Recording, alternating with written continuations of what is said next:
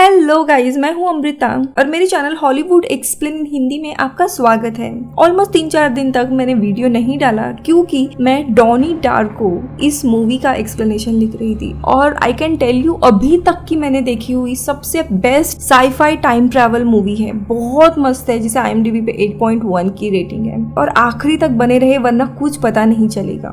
Starting में मैं Donny डार्को इसकी पहले स्टोरी बताऊंगी और फिर हम प्लॉट को एक एक करके डिस्कस करेंगे। हम डॉनी डार्को एक टीनेजर को देखते हैं, अपने फैमिली के साथ था। फैमिली में उसकी बहन एलिजाबेथ, सिमैंथा और उसके पेरेंट्स थे। डॉनी काफी अच्छा लेकिन थोड़ा वियर्ड लड़का था जिसे स्लीप वॉकिंग की बीमारी थी। उसके विचार भी काफी अजीब थे, खुद को हमेशा अकेले पाता था। इसीलिए उसके पेरेंट्स ने साइकाइट्रिस्ट डॉक्टर टर्मन को हायर किया था। आज का दिन होता है 2 अक्टूबर 1988। एक रात में अचानक से डॉनी किसी आवाज से उठता है, मानो कोई उसे बुला रहा है, और नींद में ही उस आवाज के पीछे पीछे वो चलने लगता है। घर के बाहर आता है और अचानक से सामने एक डरावना रैबिट उसे दिखाई देता है, लेकिन वो डरता नहीं है। वो रैबिट अपना नाम फ्रैंक बताता है और वो डॉनी को कहता है कि ये पूरी दुनिया 28 दिन 6 घंटे 42 मिनट और 12 सेकंड में तबाह होने वाली है। अब ये सब कुछ चल रहा था, तभी दूसरे साइड पे डॉनी के घर पे एक बहुत बड़ा एक्सीडेंट होता है, मानो पूरा घर टूटने वाला है। अब ये शॉट इधर ही कट हो जाता है और अगले दिन हम डॉनी को देखते हैं जो एक अनजान गोल्फ पार्क में सोया हुआ मिलता है। उसके हाथ पे 28 दिन की डेट लिखी हुई थी। जब वो अपने घर आता है तब काफी शॉक होता है क्योंकि घर में उसी के रूम में एक जेट इंजन क्रैश हुआ था। अब दोस्तों यहाँ पे CIA आ जाती है, वो इंजन को उठाती है, लेकिन इस इंजन के बिना एग्जैक्टली प्लेन का क्या हुआ, वो कहाँ पे क्रैश हुआ, उसके लोगों का क्या हुआ, कुछ भी पता नहीं था। इनफैक्ट CIA को इंजन का ओरिजिन यानी किसने वो इंजन बनाया है ये भी पता नहीं था। इतनी अननोन एंटिटी थी ये। वो प्लेन मानो हवा में ही गायब हुआ था। इनकी लाइफ मूव ऑन होती है और इसी दरमियान स्कूल में एक लड़की ग्रेचन रोज आती है, जहाँ पे वो अपनी माँ के साथ एक नए आइडेंटिटी के साथ इस शहर में मूव ऑन हुई थी क्योंकि ग्रेचन के स्टेप फादर ने उसके माँ को मारने की कोशिश की थी। यहाँ पे ग्रेचन को डॉनी पसंद आता है और दोनों की दोस्ती शुरू हो जाती है। अब स्कूल के बाद डॉनी के पिता उसे साइकाइट्रिस्ट के पास लेके जा रहे थे और तब भी अचानक से एक ओल्ड लेडी गाड़ी के सामने आती है, जिसे सब लोग ग्रैंडमा डेथ बुलाते थे। वो रोज अपने लेटर का इंतजार करती थी जबकि उसे कोई लेटर नहीं भेजता था। तो डॉनी उनके पास आता है तो अचानक से वो डॉनी के कान में कुछ बड़बड़ाती है, जिससे डॉनी शॉक होता है। अब उसने क्या कहा ये हमें थोड़ी देर के बाद ही पता चलेगा।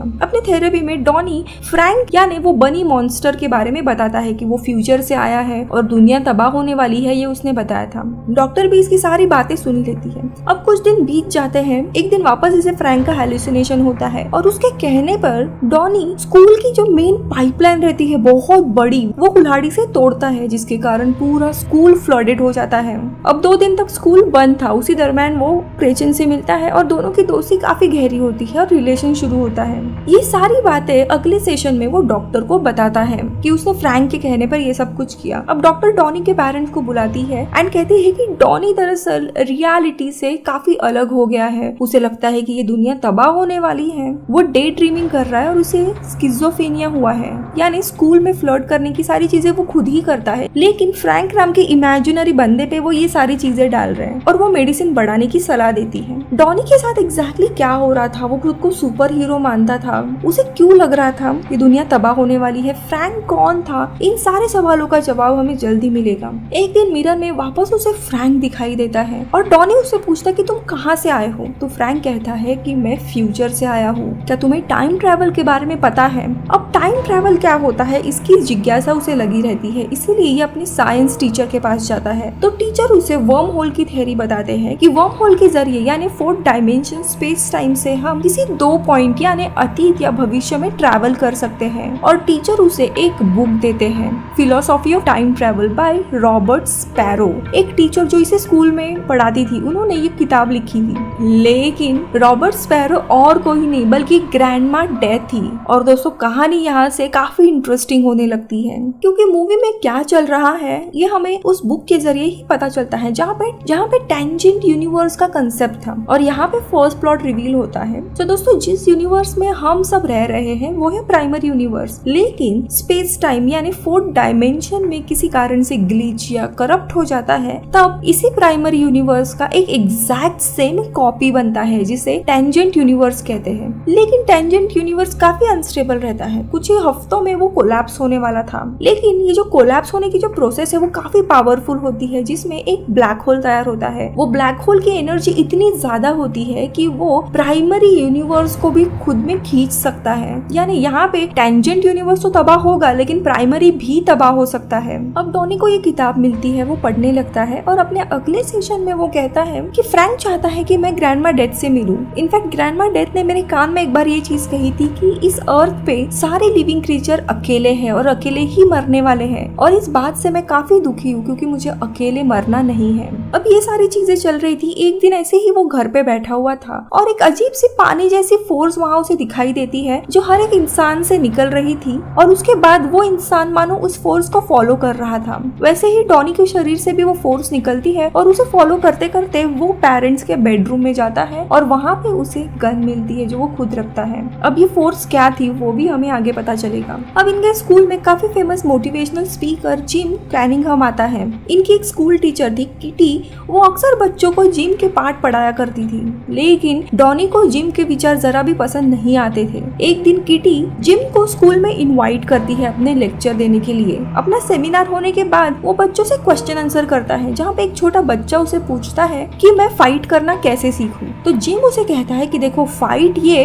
डर का असर है जो कि सही नहीं है, तुम्हें खुद को प्यार करना है। जब तुम खुद से प्यार करोगे तभी ये दुनिया तुमसे प्यार करने लगेगी और तुम्हें फाइट की जरूरत ही नहीं पड़ेगी। ये ऐसी कुछ बेतुकी वो एडवाइस देता है जिसका ना तो कोई सर था ना पैर। अब ये सुनने के बाद डॉनी भड़क जाता है और सीधा उठ के वो उस बच्चे को कहता है कि तुम फाइट करना चाहते हो क्योंकि शायद तुम्हें कोई बच्चे बुली कर रहे हैं, तुम्हें मार रहे हैं, तुम इसकी एडवाइस मत लो, तुम कराटे सीखो जिससे तुम सेल्फ डिफेंस कर सकते हो। यानी यहाँ पे डॉनी हर एक चीज के पहलू देखता था एंड देन एडवाइस देता था। तो जिम मोटिवेशनल स्पीकर की तरह बस हवा में बातें करता था। अब इसके कारण डॉनी को बहुत ज्यादा डांट मिलती है और अपना मन शांत करने के लिए वो और ग्रेचन ग्रैंडमा डेथ से मिलने के लिए जाते हैं, लेकिन ग्रैंडमा डेथ उससे बात नहीं करती। कुछ दिनों के बाद रास्ते में डॉनी को जिम का वॉलेट मिलता है अचानक से, और एक रात स्कूल में जब परफॉर्मेंस थी तब सारे पेरेंट्स, टीचर, वो खुद जिम भी उस स्कूल के परफॉर्मेंस में था। तब डॉनी और ग्रेचन मूवी देखने के लिए गए थे और तभी वहाँ पे थिएटर में फ्रैंक आता है और उसके साइड में आके बैठता है। ग्रेचन तभी सोई हुई थी और ये दोनों कन्वर्सेशन करने लगते हैं और डॉनी उससे पूछता है कि तुमने ये स्टूपिड सा नकाब क्यों पहना है, और वो बनी अपना नकाब उतारता है। तब हम देखते हैं वो एक नॉर्मल सा लड़का था जिसके आंख पे एक चोट आई हुई थी। वो बताता है कि मेरे पिता ने मेरा नाम फ्रैंक रखा था। फ्रैंक आगे उसे कहता है कि तुम्हारे पास वॉलेट है ना जिम का, तुम्हें पता है क्या करना है। तो डॉनी मानो उसी हेलुसिनेशन में उठता है। ग्रेचन जो सोई हुई थी उसे अकेले वहीं पे छोड़ता है और वो जिम के घर चला जाता है। और दोस्तों वहाँ पे उस पूरे घर को अचानक से आग लगा देता है और वापस थिएटर में आके बैठता है और तभी ग्रेचन उठती है और दोनों भी घर चले जाते हैं। अब अगले दिन हेडलाइन आती है कि जिम के घर में चाइल्ड पोर्नोग्राफी चल रही थी और इसीलिए उसे पुलिस ने अरेस्ट किया है। अब ये जानने के बाद जो इनकी स्कूल टीचर थी किटी, जो कि जिम की काफी बड़ी फैन थी, वो उसे टेस्टिफाई करने के लिए जाती है। लेकिन इनकी जो स्कूल की बच्चियां थी उनका लॉस एंजलिस में परफॉर्मेंस था और किटी को उन्हें लेके जाना था। अब किटी को जिम को बचाने के लिए जाना था, इसीलिए ये जो बच्चों को लेके जाने की रिस्पॉन्सिबिलिटी वो रॉस को देती है, यानी डॉनी के माँ को। अब 2 से 3 दिन के लिए घर में कोई भी पेरेंट्स नहीं थे। डॉनी और उसकी बहन एलिजाबेथ ही थी घर में। उसी दरमियान एलिजाबेथ को पता चलता है कि वो हार्वर्ड यूनिवर्सिटी में सिलेक्ट हुई है और उसी दिन हैलोवीन भी था, इसीलिए ये दोनों हैलोवीन पार्टी रखने का प्लान करते हैं। अब थोड़ी देर के बाद वहाँ पे ग्रेचन भी आती है और फर्स्ट टाइम डॉनी और उसका फिजिकल रिलेशन होता है। जब वो ग्रेचन के साथ नीचे आता है तभी डॉनी को रियलाइज होता है कि दुनिया को खत्म करने का जो काउंटडाउन था वो अभी 6 घंटे में ही दुनिया तबाह होने वाली है। तभी वो काफी डर जाता है और उसके 2 दोस्त और ग्रेचन ऐसे चारों लोग ग्रैंडमा डेथ को ढूंढने के लिए उसके घर पे जाते हैं। उसके घर पे 2 लोग चोरी कर रहे थे। तभी इनकी लड़ाई शुरू होती है। इनकी लड़ाई रोड पे शुरू हो जाती है और तभी ग्रेचन को भी कोई मारता है। वो बेचारी रोड पे पड़ी हुई थी, लेकिन तभी एक स्पीड से कार आती है और ग्रेचन को कुचल देती है। ये एक्सीडेंट हुआ था ये देख के इसके दोस्त और वो 2 लोग भाग जाते हैं कि वो ड्राइवर कार रोकता है और बाहर आता है। और तभी मूवी का फर्स्ट प्लॉट रिवील होता है। जो मास्क मैन था, गाड़ी चलाने वाले ने भी वैसे ही रैबिट का कॉस्ट्यूम पहना हुआ था। उस लड़के का नाम भी फ्रैंक था, यानी जो रैबिट डॉनी को बार बार दिख रहा था वो यही लड़का था। तभी डॉनी को गुस्सा आता है और वो उसे शूट करता है। ये गोली फ्रैंक के आंख को लगती है। तो दोस्तों, हमने जब डॉनी के फ्रैंक को थिएटर में देखा था तब उसके आंख में भी गोली थी। वो ऐसे गोली लगी थी, यानी ये दोनों भी इंसान सेम थे। अब दोनों कैसे एक दूसरे से रिलेशन में है वो थोड़ी ही देर में पता चलेगा। अब ग्रेचन बेचारी मर गई थी। वो उसका शरीर लेता है और पहाड़ पे ऊपर आ जाता है। सामने बहुत बड़ा तूफान आ रहा था। तो दूसरी जगह पे हम देखते हैं डॉनी की माँ स्कूल के बाकी बच्चियों को लेके प्लेन से आ रही थी और अचानक से उनके प्लेन का एक्सीडेंट होने लगता है। उनके जेट का इंजन नीचे गिरने लगता है। तो डॉनी दूसरी तरफ ग्रेचन को देख के मुस्कुराता है। वो समझ जाता है कि दुनिया का अंत नजदीक आ रहा है, लेकिन मैं अकेला नहीं हूँ। और दोस्तों, देखते ही देखते मूवी वापस रिवाइंड होने लगती है और 28 दिन पहले यानी 2 अक्टूबर को वापस सारी चीजें होती है, जहाँ पे डॉनी अपने रूम में था, काफी जोरों से हंस रहा था, मानो उसे पता है आगे क्या होने वाला है। और तब भी वो जेट का इंजन इसके रूम में आ गिरता है और वो बेचारा वहीं पे मर जाता है। और ये नई टाइमलाइन वापस शुरू हो जाती है, जहाँ पे रियल लाइफ में यानी प्राइमरी यूनिवर्स में डॉनी मर गया था। अब दोस्तों, इस टाइमलाइन में ग्रेचन कभी डॉनी से मिली ही नहीं थी। जब वो उसके घर के पास से गुजरती है तब उसे पता ही नहीं था डॉनी कौन है। और मूवी की कहानी इस टाइमलाइन में वापस शुरू हो जाती है। अब बात करते हैं मूवी का प्लॉट क्या था, क्योंकि दोस्तों अगर मैं आपको पहले ही बता देती ना तो काफी कंफ्यूजन हो जाता। सो मूवी के डायरेक्टर्स कट में फिलोसॉफी ऑफ टाइम ट्रैवल इस बुक के बारे में काफी सारी चीजें बताई हुई है, जिससे हम प्लॉट से रिवील कर पाते हैं। सबसे पहला पार्ट है टेंजेंट यूनिवर्स। जो हमने देखा हमारे प्राइमरी यूनिवर्स की एग्जैक्ट कॉपी रहती है, यानी टेंजेंट यूनिवर्स काफी अनस्टेबल होता है और कुछ ही हफ्तों में वो कोलैप्स होने ही वाला था। यानी अगर आप देखोगे तो ये पूरी मूवी टेंजेंट यूनिवर्स की ही थी, हमने प्राइमरी यूनिवर्स में देखा ही नहीं है। टेंजेंट यूनिवर्स बनने का साइन ये होता है कि इस यूनिवर्स में कोई भी मेटल का आर्टिफैक्ट अचानक से आएगा, जैसे वो जेट इंजन था जिसके ओरिजिन के बारे में कुछ भी पता नहीं था। ये साइन है टेंजेंट यूनिवर्स फॉर्म हुआ है इसका। लेकिन ऐसे कहा जाता है टेंजेंट यूनिवर्स हमेशा प्राइमरी यूनिवर्स की कॉपी ही होनी चाहिए। ओके, अब दोस्तों, जब टेंजेंट यूनिवर्स बन रहा था तब इस कॉपी के प्रोसेस में वॉइड में यानी जो एम्प्टी स्पेस रहता है उसमें गलती से 2 जेट इंजन क्रिएट हुए। अब जो एक्स्ट्रा जेट इंजन था वो ऐसे ही स्पेस में या वॉइड में पड़ा नहीं रह सकता, इसीलिए वॉइड उस इंजन को टेंजेंट यूनिवर्स में फेंक देता है और वो जा गिरता है डॉनी के घर पे। अब दोस्तों, दोनों यूनिवर्स सेम होने चाहिए, लेकिन टेंजेंट यूनिवर्स में डॉनी के घर पे वो इंजन आ गिरता है, जबकि प्राइमरी यूनिवर्स में ऐसा कोई भी हादसा नहीं हुआ था। इसीलिए टेंजेंट यूनिवर्स अनस्टेबल होने लगता है, क्योंकि वो पीयू की एग्जैक्ट कॉपी नहीं है। अब डिस्ट्रक्शन के प्रोसेस में एक ब्लैक होल क्रिएट होगा और वो प्राइमरी यूनिवर्स को भी निगल लेगा। इसीलिए जो भी डुप्लीकेट ऑब्जेक्ट टेंजेंट यूनिवर्स में पड़ा होगा उसे निकालना होगा और वैसे ही वक्त में पीछे जाके प्राइमरी यूनिवर्स में भी डालना होगा, जिससे 2 यूनिवर्स वापस एक दूसरे की कॉपी बनेंगे। और इसी के कारण जब टेंजेंट यूनिवर्स नष्ट होगा तब वो प्राइमरी यूनिवर्स को डिस्ट्रॉय नहीं करेगा। अब आपको 2 यूनिवर्स का फंडा तो समझ में आ गया, लेकिन यहाँ पे डॉनी का काम क्या था, उसे वो फ्रैंक क्यों दिखाई दे रहा था? तो दोस्तों, यहाँ पे डॉनी का काम यही था कि जो डुप्लीकेट ऑब्जेक्ट यानी वो जो जेट यहाँ पे पड़ा हुआ है वो प्रोसेस उसे प्राइमरी यूनिवर्स में भी करनी है। ये उसका मेन काम था।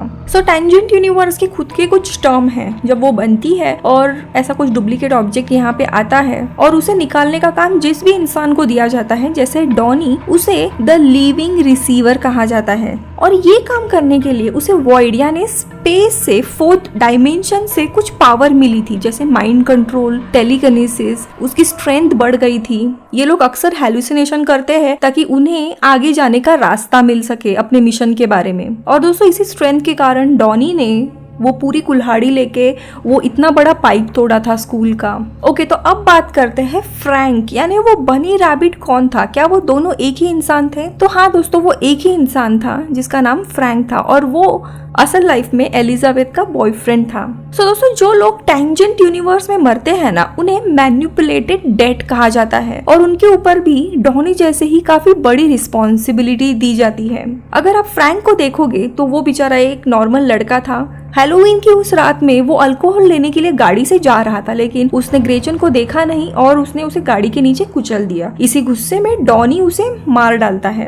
इन लोगों को मरने के बाद टेंजेंट यूनिवर्स का सच पता चलता है कि ये कोलैप्स होने वाली है। उनका मेन काम यही रहता है कि जो द लिविंग रिसीवर है यानी डॉनी जैसे लोग, उन्हें गाइड करना कि उन्हें कैसे उस ऑब्जेक्ट को टेंजेंट से बाहर फेंकना है प्राइमरी में। ये लोग टाइम ट्रेवल भी कर सकते हैं। अब उस हैलोवीन के रात ये बनी के कॉस्ट्यूम में था, इसीलिए थ्रू आउट मूवी में हमें वो बनी के कॉस्ट्यूम में ही दिखाया गया है। वो मरने के बाद जब उसे पता चलता है कि वो कहाँ मरा है, उसका मिशन क्या है, वो टाइम ट्रैवल करता है और वक्त में पीछे चला जाता है 28 दिन पहले। टेंजेंट यूनिवर्स में ही डॉनी को घर से बाहर बुलाता है, उसकी मौत को टाल देता है और उसे बताता है कि ये दुनिया 28 दिन में खत्म होने वाली है, ताकि जब टेंजेंट यूनिवर्स डिस्ट्रॉय हो उसी वक्त में डॉनी उस आर्टिफैक्ट को वापस प्राइमरी यूनिवर्स में फेंक दे, जिसे डिस्ट्रक्शन के टाइम पे कोई प्रॉब्लम नहीं होगी। दोस्तों, यहाँ पे मूवी का सेकंड हीरो इनफैक्ट फ्रैंक ही है, क्योंकि उसी के जरिए सारा एक्ट हो रहा है। यानी पहली बार वो उसे 28 दिन का बताता है, सेकेंड टाइम वो उसे स्कूल फ्लर्ट करने के लिए कहता है, जिसके कारण डॉनी और ग्रेचन का रिलेशन शुरू होता है।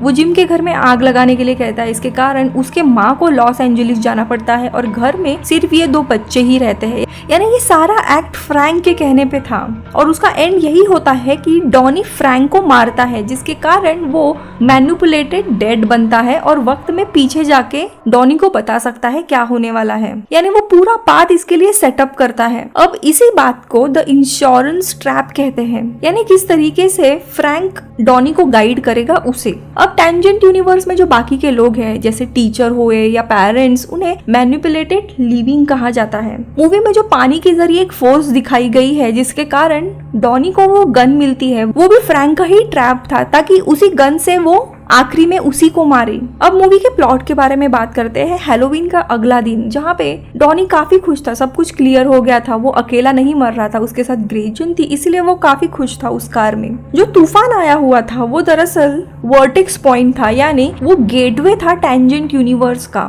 तो दूसरी साइड में जिस प्लेन में उसकी माँ और बहन बैठी हुई थी, उस प्लेन का इंजन वो अपने टेलीकिनेसिस के पावर से निकालता है, जिसके कारण उस प्लेन का एक्सीडेंट होता है और वही इंजन लेके वो खुद प्राइमरी यूनिवर्स में अपने अतीत में टाइम ट्रैवल करता है। वो वापस 2 अक्टूबर 1988 इस दिन ही चला जाता है। प्राइमरी यूनिवर्स के डॉनी को एक एहसास हो चुका था कि क्या चल रहा था उसके साथ अल्टरनेट यूनिवर्स में, और ये सब कुछ अभी खत्म होने वाला है। इसी एहसास से वो खुश हो रहा था, इसीलिए जोरों जोरों से वो हंसता है एक रिलीफ के साथ और सो जाता है। और तभी टेंजेंट यूनिवर्स का डॉनी वो जेट इंजन अपने ही घर पे गिराता है। अब दोस्तों, यहाँ पे प्राइमरी यूनिवर्स में भी वही चीज हुई थी जो टेंजेंट यूनिवर्स में हमने मूवी के स्टार्ट में देखी थी। अब इसी के कारण जब टेंजेंट यूनिवर्स नष्ट होगा, डिस्ट्रॉय होगा, तब ब्लैक होल प्राइमरी यूनिवर्स को कुछ नहीं करेगा, क्योंकि दोनों यूनिवर्स अभी एग्जैक्ट कॉपी है। वो जेट इंजन गिरने के बाद की जो दुनिया देखते हैं ना, वो प्राइमरी यूनिवर्स थी। अब दोस्तों, जेट इंजन गिरने के बाद क्या होता है प्राइमरी दुनिया में, वो हम देखते हैं। जो भी बाकी के लोग थे, जैसे फ्रैंक, ग्रेचन या इनके पेरेंट्स, इन लोगों को उस रात उठने के बाद टेंजेंट यूनिवर्स ये एक सपने की तरह याद थी, उसकी एक धुंधली यादें उनके दिमाग में थी। इसीलिए हम उस मोटिवेशनल स्पीकर जिम को देखते हैं। उसे पता चल गया था कि जो वो काम कर रहा है वो गलत है, इसीलिए वो रोते हुए उठता है और गिल्ट में ही आगे 10 दिन के बाद वो सुसाइड करता है। तो हम फ्रैंक यानी उस बनी रैबिट को देखते हैं। उसे भी पता था कि अल्टरनेट रियलिटी में कुछ तो उसने बहुत बड़ा किया है, इसीलिए वो शॉक में रहता है, रोता रहता है और उसके साइड में वो बनी का मास्क पड़ा हुआ था। तो हम अगले दिन देखते हैं डॉनी रियल लाइफ में मर चुका है, उसके पेरेंट्स काफी रो रहे हैं और तभी ग्रेचन वहां से पास होती है। अब दोस्तों, इस टाइमलाइन में ग्रेचन एंड डॉनी कभी भी मिले नहीं थे, लेकिन मानो उसे एक बॉन्ड था डॉनी के साथ, इसीलिए वो भी दुखी होती है। उसे साइड में ही उसकी माँ दिखाई देती है और जाने अनजाने में वो उन्हें हाई कर बैठती है और डॉनी की माँ भी उसे हाई करती है। ये सब कुछ बिकॉज वो एक याद थी धुंधली सी उनके दिमाग में। तो दोस्तों ये थी मूवी डॉनी डार्को, जो अल्टरनेट रियलिटी कैसे एक दूसरे से जुड़ी हुई है उसकी कहानी है, बट काफी मस्त है। आपको डॉनी के लिए बहुत ही बुरा लगेगा। कुछ लोगों को ये लगा कि डॉनी को प्राइमरी यूनिवर्स में मरना जरूरी है, नहीं तो टेंजेंट यूनिवर्स वापस बनेगा, लेकिन डॉनी की मौत जरूरी नहीं थी। ऐसा उस बुक में भी लिखा है कि लिविंग रिसीवर को प्राइमरी यूनिवर्स में मरना जरूरी नहीं है।